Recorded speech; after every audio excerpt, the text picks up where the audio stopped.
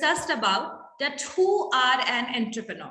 Who are an entrepreneur and what is the meaning of entrepreneurship? What are the qualities of an entrepreneur? We discussed about all these topics. So entrepreneur कौन होते हैं? Entrepreneurs are the people, individual group of people who will start the business, who will set up the business, who are the risk taker, they are the innovators, they are creative, right?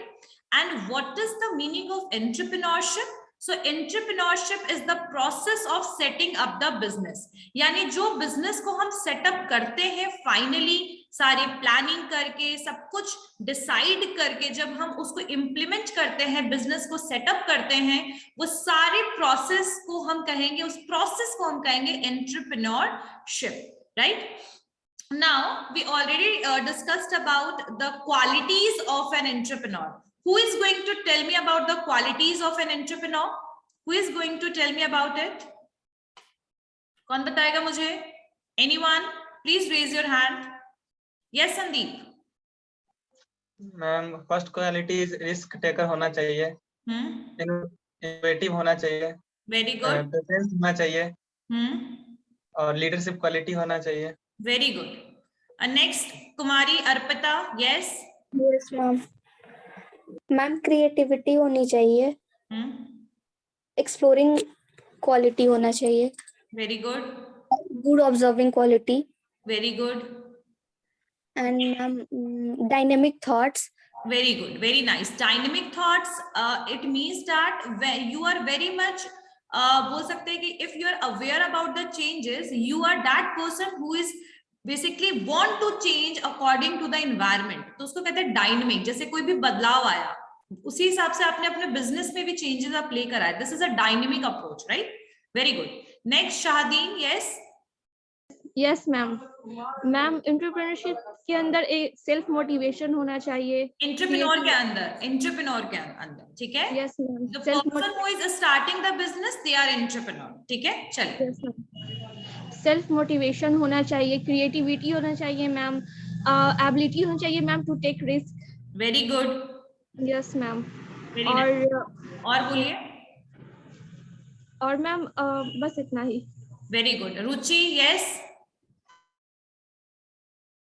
Ma'am. First one तो leadership quality होनी चाहिए एक entrepreneur के अंदर, और problem को solve करने की क्षमता होना चाहिए एंटरप्रेन्योर के अंदर. कैपेबिलिटी होनी चाहिए, प्रॉब्लम कैपेबिलिटी होनी चाहिए. Yes ma'am.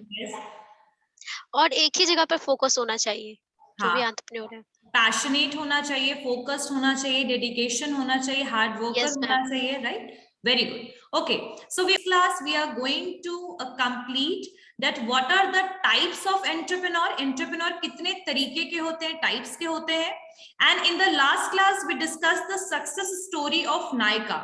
We discussed about CEO of Nykaa, Falguni Nair, right? In today's class we are going to understand about the success story of Ola Cabs, and I guess everyone heard about this name, right? Ola Cabs, and even we are taking the service of that. So how the journey of Ola started and how the idea is generated and what inspiration we can take from this story. Today we are going to discuss about these things, right? So before that, let's start with the types of entrepreneurs. Entrepreneurship के types क्या हैं? ठीक है, types of entrepreneurship. Okay, so you all are able to see the screen. सब लोगों को screen दिख रहा है? सारे बच्चे? नो मैम, नहीं दिख रहा. नो मैम, स्क्रीन शेयरिंग हो रहा है. Yes ma'am. Okay. Yes ma'am. ठीक है. Okay, so we already discussed about these points. Let's move toward the next point, next topic.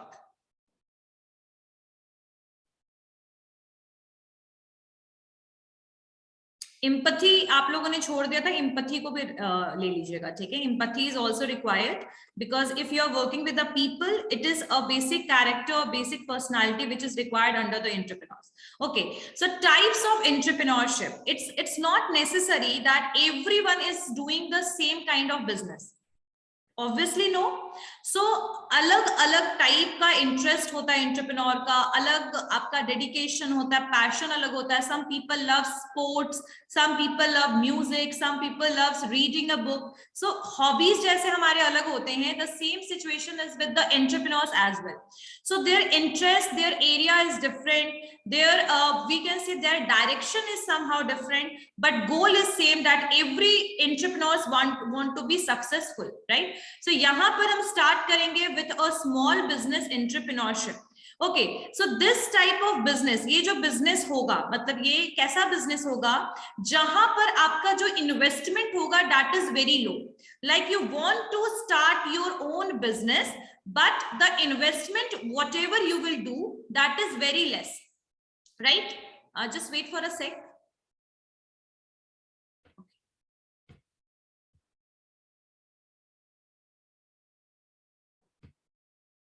Yes. So people who establish these kind of business entrepreneurship, their main aim is to earn profit and they want to basically survive। जैसे हम लोगों ने देखा होगा कि vendors होते हैं, छोटे बुटीक्स होते हैं, ठीक है, छोटे मोटे रिटेल स्टोर ओपन होते हैं। सो ये इनमें ये जो बिजनेस स्टार्ट करते हैं उसमें इन्वेस्टमेंट इनका बहुत ज्यादा हाई नहीं होता है।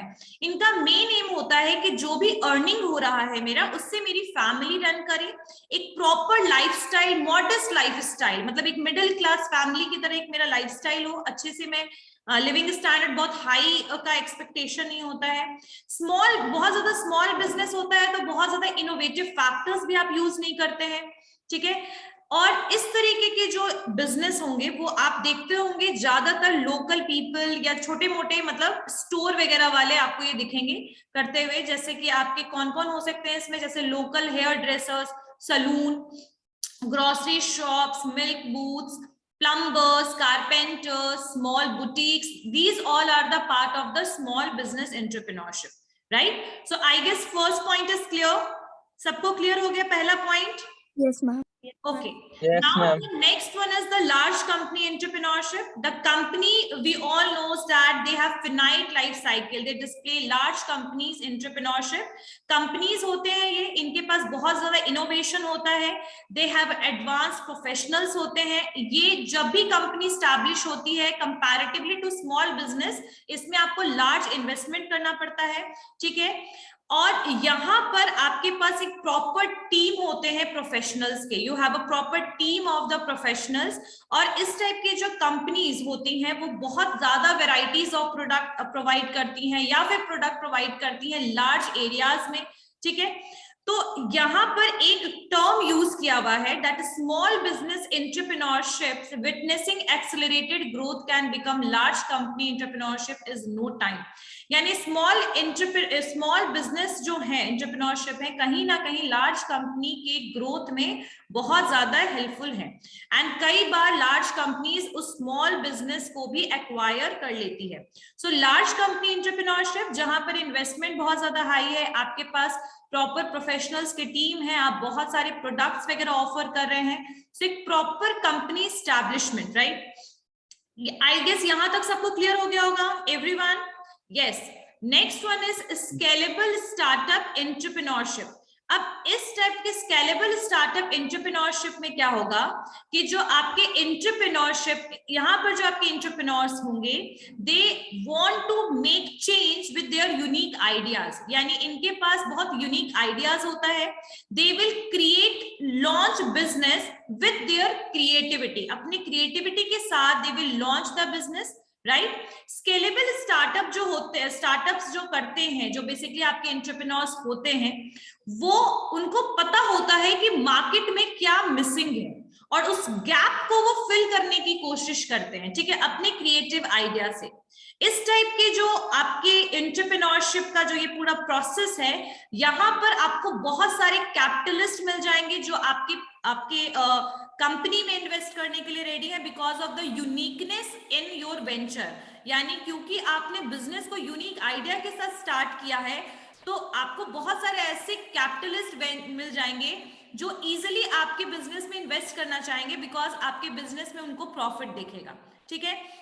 और यहाँ पर जो स्केलेबल स्टार्टअप एंटरप्रेन्योरशिप में जो एंटरप्रेन्योर्स होंगे, they will hire the specialised employ who is helpful for their higher return. यानी वो हमेशा स्पेशलाइज्ड एम्प्लॉय को सिलेक्ट करेंगे, वो किसी को भी हायर नहीं करेंगे. They always want to hire the specialized people who is able to accelerate their creativity idea, and they are helpful to for what? For increasing return, right? So they are known as scalable startup entrepreneurship. यहाँ तक सबको clear हो गया everyone? Yes, ma'am. Okay. So next one is international entrepreneurship. If we are talking about international का मतलब क्या होता है? जो भी operation which is happening outside the home country, यानी home country से जो चीजें भी बाहर हो रही हैं, जैसे export हो रहा है, import हो रहा है, these are the part of the international business. ठीक है, setting up of the subsidiary company, doing foreign direct investment, these are the part of international system or international business. तो यहाँ पर जो international entrepreneurship में क्या होगा कि entrepreneurs जो भी अपने business activities को conduct कर रहे हैं, वो across अपने national boundary से बाहर करेंगे. चूंकि हम अभी इंडिया में हैं, so India is our home country.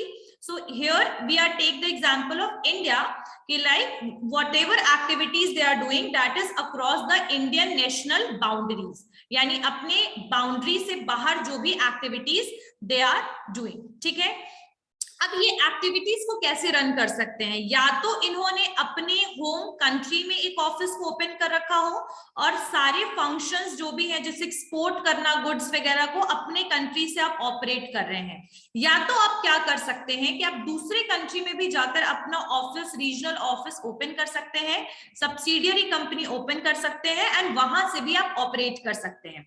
अच्छा, इंटरनेशनल एंटरप्रेन्योरशिप को बेनिफिट ये है कि मान लीजिए कि अगर डोमेस्टिक मार्केट में आपका प्रोडक्ट का डिमांड कम हो गया, ऐसा होता है ना कई बार, प्रोडक्ट का डिमांड कम हो गया, तो आप इंटरनेशनल जो आपके दूसरे कंट्रीज हैं वहां पर उनका डिमांड तो जरूरी नहीं कि कम हो गया, तो you can sell those product to the international market. So in short we can understand that they are getting the benefit of the consumers because they have international consumers as well, so they can sell those same product to the international consumers if the demand is declined in their home country. Clear हो गया? समझ में आ गया सबको? Everyone? Okay. Yes, ma'am. Next one is social entrepreneurship. Okay, how many of you want to join NGO, non-government organization? Raise your hand. How many of you want to contribute to the society? You want to do better for the society? No one? Yes, Aanchal, she want to do. So here, let me tell you that social entrepreneurship is something like that, where you want to become the entrepreneur, but you first need to recognize that what are the social problems. ठीक है, यानी समाज में क्या क्या समस्याएं हैं, उन पे आप उनको देखोगे और उनको देखते हुए आप उनके लिए कैसा बेटर सॉल्यूशन उस प्रॉब्लम का क्रिएट कर सकते हो, इसी वजह से आप एंटरप्रेन्योर बनोगे. ठीक है, so basically these type of entrepreneurs who are under the social entrepreneurship, they are first recognize the social problem, and after that they create the social value because they want to solve those problem of the society. Right? अब तुम लोग सोचो, e rickshaw भी इतना चलता है, हमारे पटना में भी बहुत ज्यादा ई रिक्शा है, और ई रिक्शा जो है वो ज्यादातर आप देखना स्ट्रीट में चलता है. It's not in on the main road basically, but देखिएगा स्ट्रीट्स में चलता है जहां पर 1 किलोमीटर की दूरी होती है और लोग को ट्रैवल करने में प्रॉब्लम होता है.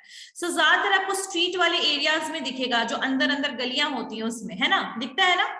अब आप सोच रहे हो कि जो भी ई रिक्शा को जिन्होंने भी इनोवेट किया, उनका मेन रीजन तो यही था ना कि पॉल्यूशन कंट्रोल किया जाए, है ना. बढ़ते रेट देखा गया पेट्रोल का, डीजल का, और इलेक्ट्रिसिटी से चलने वाला, बैटरी से चलने वाला ई रिक्शा मिला हमारे सोसाइटी को, तो समहाउ दे बेसिकली, है ना, बिल्कुल रिड्यूस हो गया सोशल प्रॉब्लम कहीं ना कहीं. तो सोशल एंटरप्रेन्योर्स जो होते हैं वो हमेशा सर्विसेज और सॉल्यूशन प्रोडक्ट के रूप में आपके लिए वो सॉल्यूशन लेकर आएंगे जो वैसे प्रॉब्लम्स जो आपके लिए बहुत ज्यादा इफेक्ट कर रहा है सोसाइटी को, उसके लिए वो सॉल्यूशन लेकर आएंगे, ठीक है।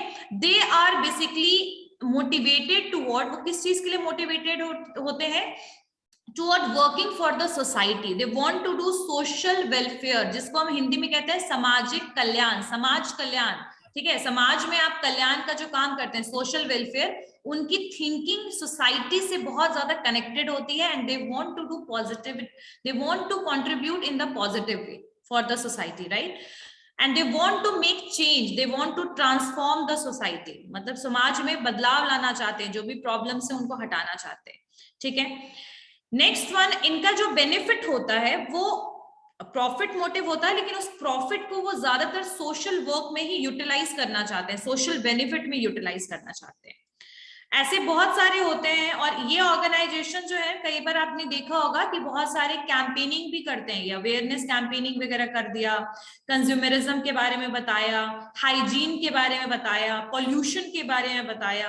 तो instead of making profit and earning the wealth, social entrepreneurship aims to make the world a better place to live. मतलब प्रॉफिट अर्न करना, वेल्थ अर्न करना, वेल्थ बनाना, ये तो ठीक है, लेकिन इनका मेन पर्पस होता है कि हम अपने वर्ल्ड को एक ऐसा जगह बनाए जहां पर इजिली पीपल हो या लिविंग ऑर्गेनिज्म सरवाइव कर पाए। आगे बात समझ में everyone? Yes ma'am. Yes, ma'am. Yes, ma'am. Now next one is environmental entrepreneurship. So here जो इसको हम ecopreneurship भी बोलते हैं, it is related with ecology, so it is also known as ecopreneurship या green entrepreneurship, ठीक है। अब यहाँ क्या सिचुएशन है, देखिए कि profit generation and a concern of environment is the primary goal of such business. इस तरीके के जो बिजनेस होते हैं, इनका मेन मकसद प्रॉफिट कमाना तो है ही, साथ साथ में एनवायरमेंट को भी प्रोटेक्ट करना, एनवायरमेंट पे भी कंसर्न दिखाना इनका काम है। जो इकोप्रेन्योर होंगे वो इस तरीके के सारे प्लानिंग करेंगे, इस तरीके से चीजों को इंप्लीमेंट करेंगे जो एनवायरमेंट को किसी भी तरीके से पॉल्यूट नहीं करेगा, नुकसान नहीं करेगा, हार्म नहीं करेगा, ठीक है। They always try to replace the existing product in a environmental products, ठीक है। जैसे आप लोगों ने देखा होगा कि जूट के बैग्स का बहुत ज्यादा ट्रेंड हो गया है, देखा है आप लोगों ने कि from rexine to we already move toward the jute bags. अब ये जूट बैग्स कैसे हेल्पफुल है? जूट जो है दैट इज बोल सकते हैं नेचुरल प्रोडक्ट, नेचुरल आपका प्रोडक्ट है, नेचुरल आपका एग्रीकल्चर के थ्रू जूट को उगाया जाता है, और ज्यादातर ये आपके बंगाल और बिहार के एरियाज में सबसे ज्यादा मैक्सिमम प्रोडक्शन होता है, ठीक है। अब ये जो प्रोडक्ट है, इससे रिलेटेड अगर कोई बैग्स बनेगा तो that is not going to harm environment in any of the situation. So these ecopreneur always want to give preference to the natural product and they want to protect the environment, मतलब pollution से और किसी भी तरीके के pollution, air pollution, water pollution, noise pollution से society को बचाना चाहते हैं, ठीक है। और ये अपने प्रोडक्ट के थ्रू नए प्रोडक्ट को लेकर आएंगे जो एनवायरनमेंट के लिए सेफ रहेगा। जैसे आप लोगों ने देखा होगा कि अभी ब्रांडेड बहुत सारी कंपनीज हैं, दे started providing the renewable bags, जो रिन्यू हो सकता है। प्लास्टिक बैग्स उन्होंने देना बंद कर दिया है, अब वो रिन्यूएबल बैग्स प्रोवाइड करते हैं ताकि सोसाइटी को प्लास्टिक से हार्म नहीं हो। एंड वो बहुत सारी चीजें करते हैं। They are some of them are blogger, जरूरी नहीं कि आप एंटरप्रेन्योर्स हैं तो you are providing the goods only, but some of them are the bloggers, ठीक है। They are publishing the audio book, they are basically contributing to the environment basically, ठीक है।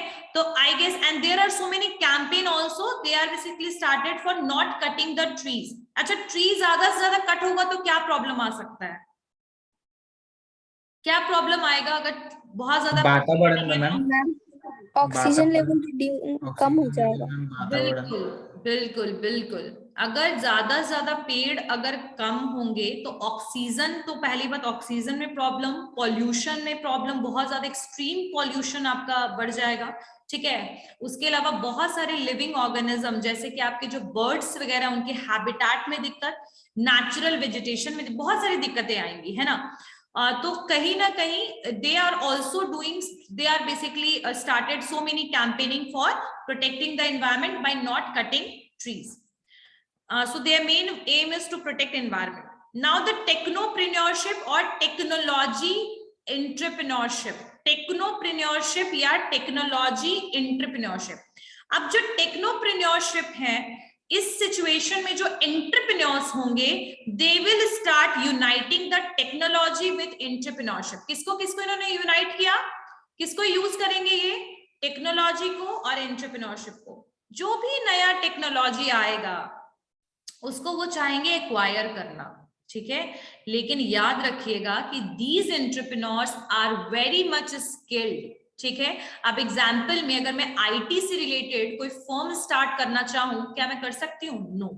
The question is why, because I am not I don't have technical knowledge, I just need to learn it. या तो मुझे बहुत ज्यादा सीखना पड़ेगा, और एक्सट्रीम लेवल में तब भी मैं डीप नॉलेज बहुत जल्दी एक्वायर नहीं कर सकती हूँ इन आईटी. बट अगर मेरा पूरा का पूरा एजुकेशन उसी से होता या पूरा बैकग्राउंड वैसा ही होता, तो इट माइट बी पॉसिबल मुझे टेक्निकल नॉलेज होता.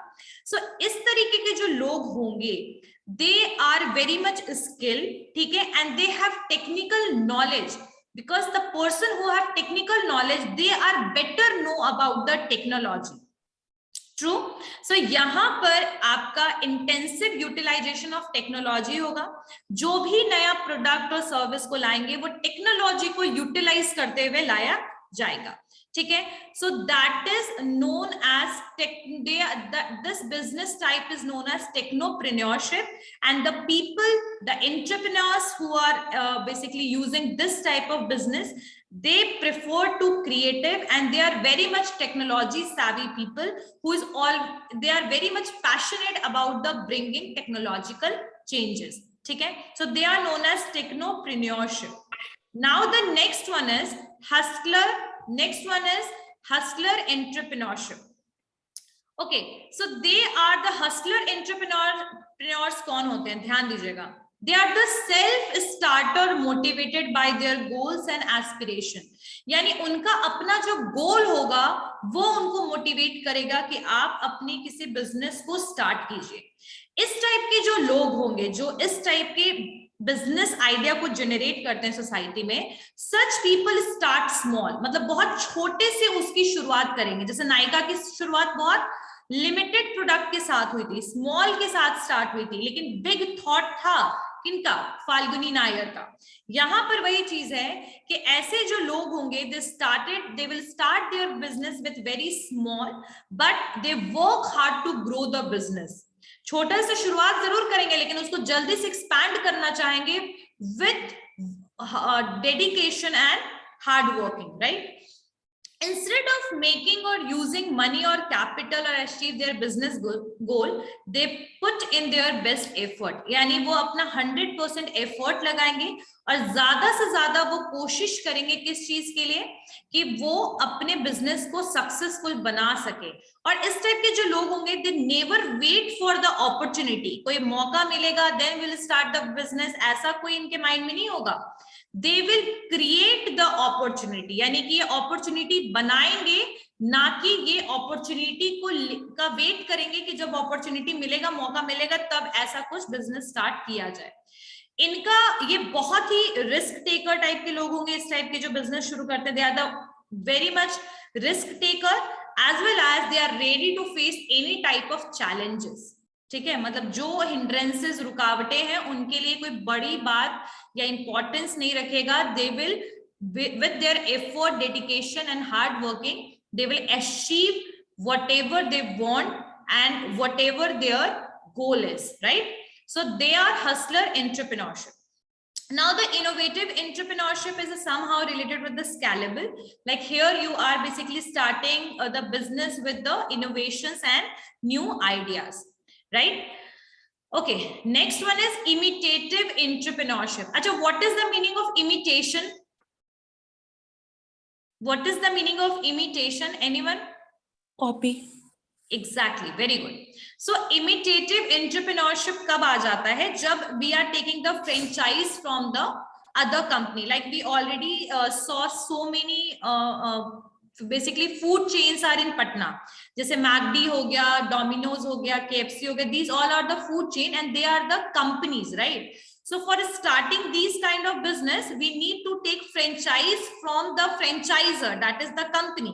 And उसके लिए हमें अच्छा खासा पैसा देना पड़ता है, 50 lakh 60 lakh they are taking from us for giving their franchise, right? अब ऐसे बिजनेस में इतना पैसा क्यों लगाना? क्योंकि उनका ऑलरेडी मार्केट में ब्रांड इक्विटी है, जो हम लोगों ने लास्ट क्लास में किया था, मतलब ब्रांड वैल्यू है। हाँ मैडम, उस ब्रांड का वैल्यू है। एग्जैक्टली, अब वैल्यू है, अब हमें एडवर्टाइजमेंट करने की जरूरत नहीं है, सब कुछ सेट है, हमारे यहाँ अपने आप कस्टमर्स आएंगे। So we don't need to do anything like the other type of business we need to do, like we have to plan a lot, we have to advertise a lot, मतलब बहुत ज्यादा cost हमें ऐसे भी इनकर करना पड़ता है, रिस्क भी होता है साथ साथ में। तो फ्रेंचाइज में रिस्क मिनिमाइज हो जाता है। सो इस टाइप के जो एंटरप्रेन्योरशिप वाला सिस्टम है, यहाँ पर जो बिजनेस आइडियाज वगैरह होगा, यहाँ जो एंटरप्रेन्योर्स होंगे जिन्होंने किसी भी कंपनी का फ्रेंचाइज लिया है, they want to improve the service. See, in the case of franchise you cannot change anything whatever norms is made by the company। यानी कि अगर मैकडी में बोला गया है कि आपको आलू टिक्की बर्गर बेचना है, तो they will sell that, right? So in short, you cannot change the norms and policies, but you want to improve yourself, you want to improve your retail store, whatever you have, right? तो इस type के जो entrepreneurship system होगा, यहाँ पर आपने mimic किया हो या बोल सकते हैं इमिटेट किया हो एग्जिस्टिंग बिजनेस आइडियाज को, लेकिन you will try a lot, you will work hard to improve them, ठीक है?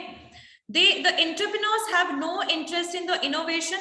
Why they don't have interest? One of the reason is, इस टाइप के एंटरप्रेन्योर्स को इनोवेशन इसलिए नहीं करना पड़ता है बिकॉज इनोवेशन जो भी वो करेंगे that is not acceptable by the company until and unless those innovations are added in the whole company norm। जब तक उस कंपनी के पॉलिसी में कोई नई चीजें एड ऑन नहीं होंगी, तब तक अपनी तरफ से आप कोई बदलाव नहीं ला सकते हो, लेकिन हाँ आप चीजों को इंप्रूव कर सकते हो। जैसे सर्विस अच्छा दे दिया, आ रही बात समझ में, टाइमली गुड्स प्रोवाइड कर दिया, तो you can improve the things but you can not change the things, right? अब next one is the researcher entrepreneurship. We all know with the word we are able to identify that what is the meaning of researcher। इस type के जो entrepreneurs होते हैं, they are very much believe on data में, logic में, facts में ये लोग believe करते हैं। They are not going to think emotionally and they will start doing business। No, आज गए, बाहर गए, अरे ये ऐसे देखा कि गोलगप्पे वाले की इनकम अच्छी हो रही, चलो कल गोलगप्पे का ठेला लगा दे। No, they are not like that। They will never work with emotions। They will always work according to the facts। They will try to collect the data। वो कलेक्ट करेंगे डेटा। अगर हम कोई गुड्स बना रहे हैं तो कंज्यूमर के ऊपर सर्वे करेंगे, रिसर्च करेंगे, इन डेप्थ सर्वे करेंगे, प्राइमरी सेकेंडरी हर तरीके से डेटा को कलेक्ट करेंगे।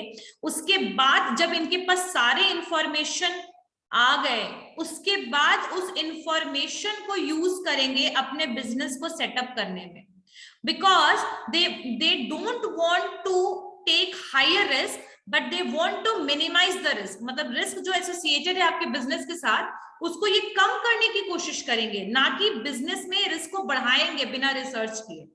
तो ये बिलीव करते हैं, रिलाई करते हैं फैक्ट्स पे, डेटा पे, लॉजिक पे। बिजनेस को लॉन्च करने से पहले कितना प्रोबेबिलिटी है मेरे फेल होने का, कितना प्रोबेबिलिटी है मेरे सक्सेस का, ये सब कुछ ये एनालाइज कर लेंगे, मेजर कर लेंगे, उसके बाद जाके बिजनेस को लॉन्च करेंगे। तो दे आर रिसर्चर एंटरप्रेन्योर्स, या this system is known as researcher entrepreneurship. Clear? आ गई बात समझ में? Yes ma'am. Yes ma'am. Okay, अब जो सबसे लास्ट टाइप है आपका, that is cyberpreneurship. Cyberpreneurship, as I guess cyber cafe we all knows about it, like earlier we printouts वगैरह निकालने के लिए we are going in that place, we are going to that place। So cyberpreneurs या cyber entrepreneurs का यहाँ पर मतलब it is related with the digital, ठीक है, it is related with the digitalization।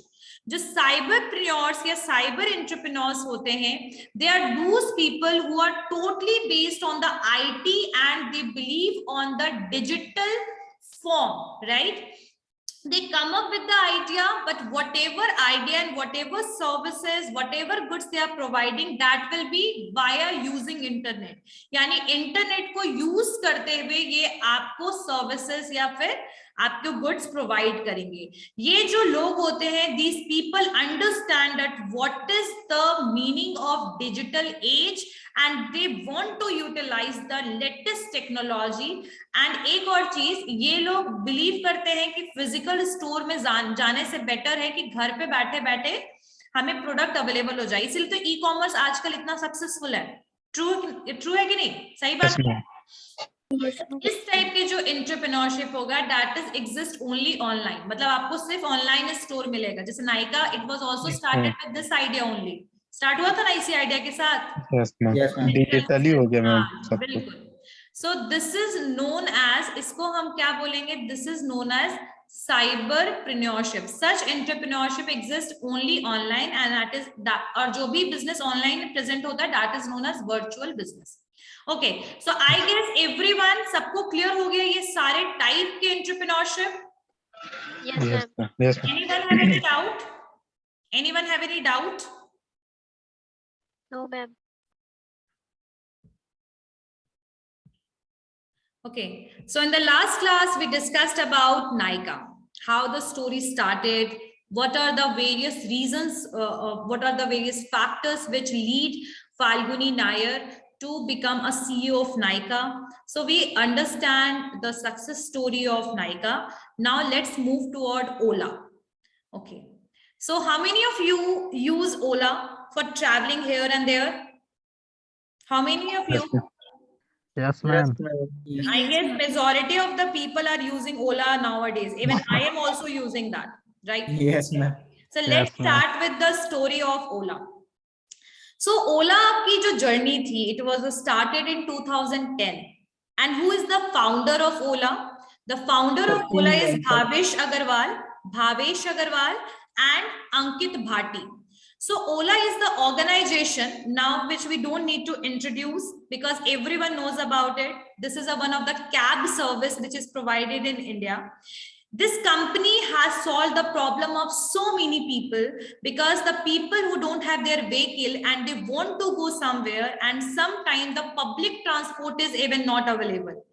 कई बार ऐसा होता था कि पब्लिक ट्रांसपोर्ट अवेलेबल नहीं है और इमरजेंसी में कहीं जाना है और आपके पास अपना व्हीकल नहीं है, तो ये प्रॉब्लम को सॉल्व करने का श्रेय जाता है किसको? ओला को. ठीक है, जिनके पास अपना व्हीकल नहीं है, वैसे लोग जो कॉर्पोरेट में जॉब करते हैं और जिनके लिए टाइम बहुत मैटर करता है ना, they cannot able to suffer on the public transport. और पब्लिक ट्रांसपोर्ट में सफर नहीं करने का बहुत सारा रीजन है, नहीं ट्रैवल करने का बहुत सारा रीजन है, जैसे एक्सेसिव भीड़ होना, एक्सेसिव रश होना. ऐसे सिचुएशन में हम अवॉइड करते हैं पब्लिक ट्रांसपोर्ट को, है ना. तो there are multiple reasons of that the people don't want to travel through public transport. So these problems are solved by Ola. Okay, so before starting the whole story, let me tell you about that these both founder and co-founder are the IIT Bombay graduate. So they completed their education from IIT Bombay, and after that even Bhavesh Agarwal did 2 years work in Microsoft. यानी Microsoft company में इन्होंने 2 साल काम किया, but he want to do his own business. इनके अंदर कुछ था कि मैं business अपना खुद का करना चाहता हूँ. ठीक है, so earlier he was settled down as a tour and traveler agent. मतलब he started his business with tour and travel. जैसे कैसे हम टूर और ट्रैवल पैकेजेस वगैरह देखते हैं ना. Yes ma'am. तो इन्होंने वैसे ही बैंगलोर में ही स्टार्टेड, और ये लोनावला वगैरह जो आपके मुंबई वगैरह में कभी वीकेंड्स वगैरह पे अगर छुट्टी पे हम एंजॉय करने जाते हैं, तो ये उस तरीके के पैकेजेस वगैरह लोनावला वगैरह आसपास के एरियाज के लिए प्रोवाइड करते थे. शॉर्ट टर्म पैकेजेस जो वीकेंड्स वगैरह में सैटरडे संडे को जाना चाहते हैं, उनके लिए ये पैकेजेस प्रोवाइड करते थे. ठीक है, बट डू यू थिंक, मतलब ओला नाम से ही था वो टूर एंड ट्रैवल, मतलब he started his business with the same name. और लेकिन इनकी ये जर्नी कैसे एंड हुई और ओला सर्विस कैब की जर्नी कैसे स्टार्ट हुई, उसके बारे में हम देखते हैं. So these both are the IIT student and they completed his graduation with the mechanical engineering, इसमें है आपका कंप्यूटर साइंस में, sorry, they completed his education in computer science from IIT Bombay.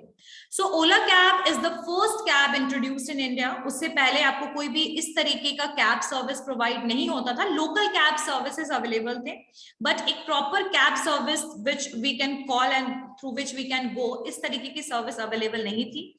और they introduce it in 2010 and in very reasonable price, मतलब बहुत ही economical price में they started providing this service. ठीक है, तो चलिए हम थोड़ी सी स्टोरी समझते हैं. क्या स्टोरी है, ओला कैब जो है वो आया, इसके पहले क्या स्टोरी है, इसके बारे में देखते हैं. और अभी फिलहाल अगर हम 2019 की बात करें तो लगभग 3,135 करोड़ का इनका नेट वर्थ है. जस्ट इमेजिन कहां से एक मिलेनियर में कन्वर्ट हो गए आपके Bhavesh Aggarwal. How they basically enter in this whole journey. Let's start with that. So what happened with Bhavesh Agarwal? He was basically settled down like a tour and traveler agent. Tour and travel agent की तरह वो काम कर रहे थे. एक दिन क्या हुआ, स्टोरी सुनना ध्यान से, rather than इसको पढ़ने से अच्छा है मेरी बातों को सुनो आप. क्या हुआ कि भावेश अग्रवाल कहीं ट्रैवल कर रहे थे, ठीक है, and he booked one cab. उन्होंने कैब को लिया और वो ट्रैवल कर रहे थे, कहीं जा रहे थे. अचानक से कैब ड्राइवर ने बिल्कुल बीचों बीच फॉरेस्ट में कार को रोक दिया. ठीक है, अब जस्ट इमेजिन कि ऐसी एरिया जहां पर अल्टरनेटिव का कोई चांस ही नहीं है, वहां पर बिल्कुल कैब आपका रुका है. Now the driver was asking for more amount to pay, मतलब जितना पैसे पे बात हुई थी और जितने पैसे पे चलने की बात हुई थी उससे ज्यादा कैब ड्राइवर ने मांगना शुरू कर दिया कि आप मुझे इससे ज्यादा पैसा दीजिए, नहीं तो मैं आपका जर्नी पूरा नहीं करूंगा. मतलब he said that if you will not pay me the more money, I am not going to start the journey. And what happened, because everyone will be angry for this kind of attitude. अगर किसी के भी साथ होगा तो उन्हें गुस्सा आ जाएगा. And the same thing happened with Bhavesh Agarwal. उन्होंने कैब को छोड़ दिया और वो पैदल चलने लगे. When he started walking alone, then he understand this is a very major problem कि लोग इस तरीके से एक्सप्लॉइट करते हैं जब कॉस्ट पे अपने वो डिटरमाइंड नहीं है. अगर उन्होंने 500 बात किया, they are asking for 1000. So there are so many problems related with the cab services. He started thinking about it. After that, what happened?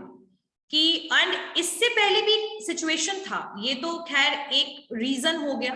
दूसरा एक और रीजन था कि भावेश अग्रवाल की जो ट्रैवल का जो एजेंसी था, it was not working properly, बहुत अच्छा नहीं चल रहा था. इवन भावेश अग्रवाल को ये लगा कि मुझे मार्केटिंग करना चाहिए इसका, and he went to Delhi, और वो दिल्ली में गए. और दिल्ली में उस समय कॉमनवेल्थ गेम्स चल रहा था 2010 में. तो 2010 में कॉमनवेल्थ गेम्स में के बाहर स्टेडियम के वो पैम्पलेट्स बांट रहे थे अपने टूर और ट्रैवल एजेंसी के, टूर एंड ट्रैवल्स के पैकेजेस का. बट अनफॉर्चुनेटली एक भी पैकेज उनका सेल नहीं हुआ. तो he was already depressed because of this situation, and after that this incident happened. So these two situation तो हो गया. थर्ड एक और फैक्टर था कि वो अपनी एजेंसी में अपना प्रॉपर पैकेजेस वगैरह अपने क्लाइंट्स को दिखा रहे थे. तभी एक क्लाइंट ने पूछा कि सर क्या आपके यहाँ से कैब सर्विस भी मिल जाएगा हमें यहाँ से वहां ट्रैवल करने के लिए.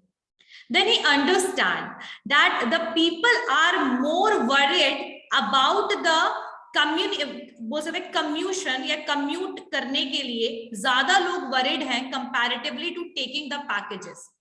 तो लोगों को जाने आने में ज्यादा प्रॉब्लम फेस करना पड़ता है, इसीलिए they are asking for the cab service.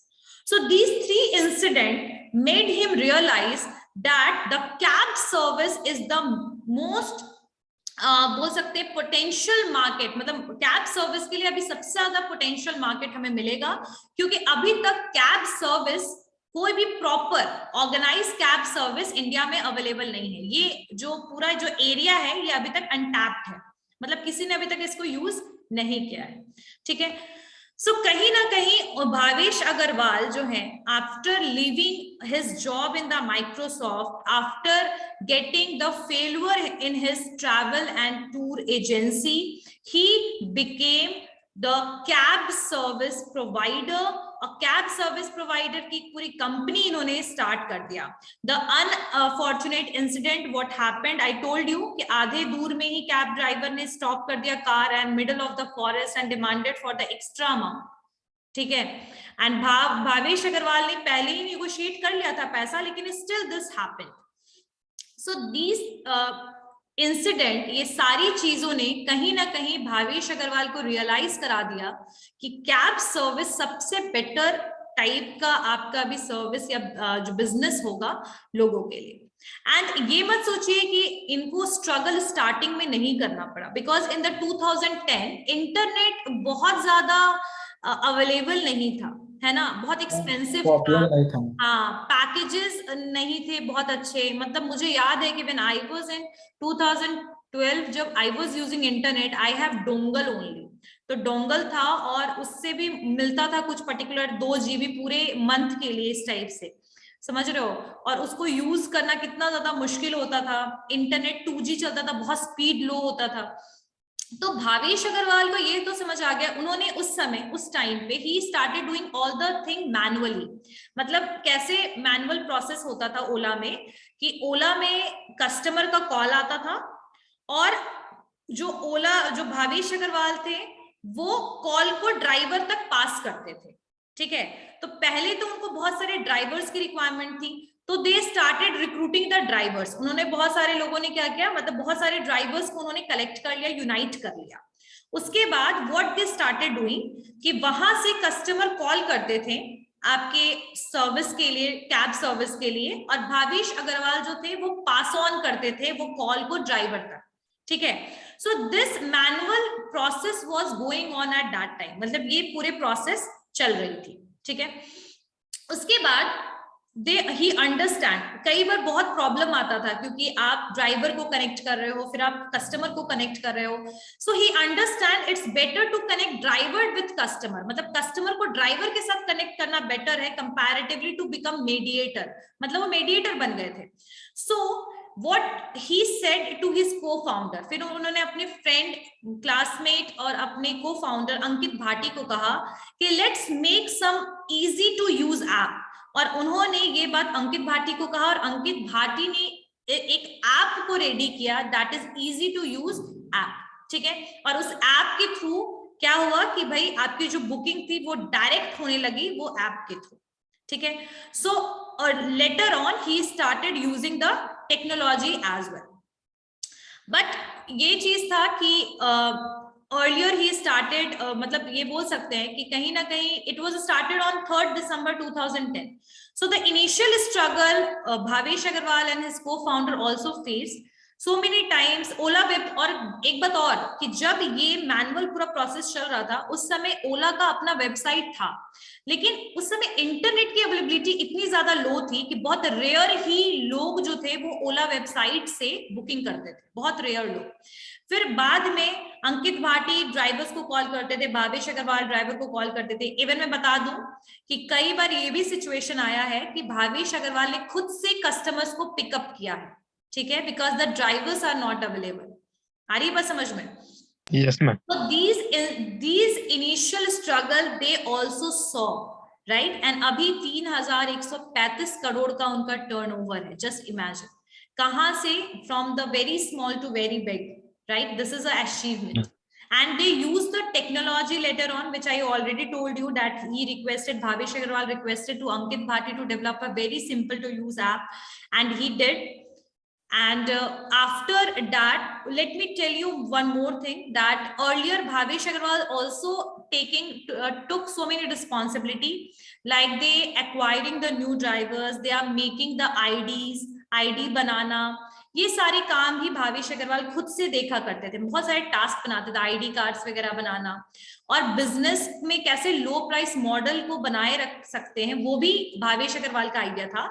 कि मतलब आप समझ रहे हो, क्योंकि हमें पता है कि अगर हमें ओला सस्ता नहीं मिलेगा तो हम लोग यूज नहीं करेंगे, है ना। तो यही सेम चीज वहां पर भी था कि हमें इकोनॉमिकल प्राइस में ये सर्विस प्रोवाइड करना है। तो ये लो प्राइस मॉडल कैसे ड्राइवर को बताते थे, समझाते थे, ड्राइवर से कनेक्ट होते थे।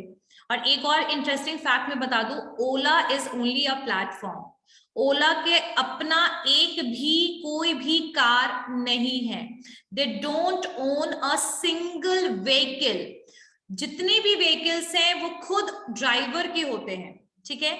लेकिन भावेश अग्रवाल ने एक आइडिया जनरेट किया that so many drivers know how to drive, obviously they are drivers, they know how to drive, but because of the money they can not able to buy their own vehicle, so they also started providing the ideas of EMI की EMI के थ्रू आप कैसे car को purchase कर सकते हो, अपने व्हीकल को कैसे परचेज कर सकते हो। So this idea is also generated by him, right.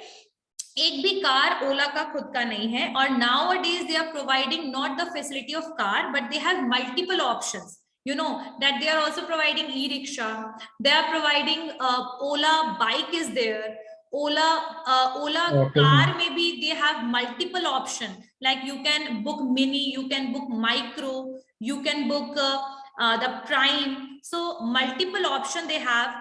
And not only in the local areas they are using this, बस local areas में नहीं है, they are basically also providing cab service for going out of station, यानी दूसरे शहर में भी अगर आप जाना चाहते हो you can easily go through Ola, ठीक है।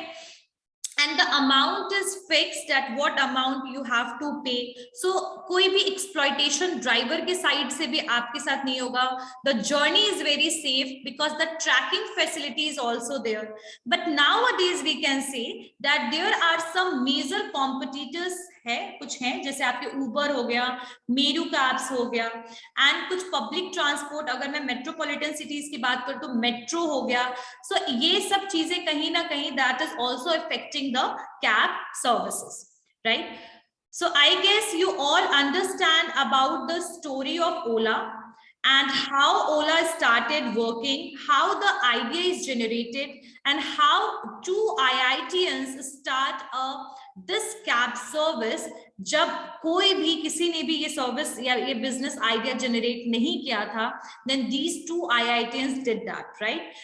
And they are now basically in a win-win strategy की बात करें तो यहाँ पर ये स्ट्रैटेजी को सेल्स प्रमोशन स्ट्रैटेजी भी कह सकते हैं, क्योंकि ओला कैब्स में आपको सिर्फ सर्विस नहीं मिलता है, यहाँ पर आपको बहुत सारे ऑफर्स और कूपन्स भी देखेंगे, जैसे cashback option is there, referral code is there, if you will refer to use Ola to the others, you will get the profit in the referral code, you will get the discount like 20% discount offers, ठीक है.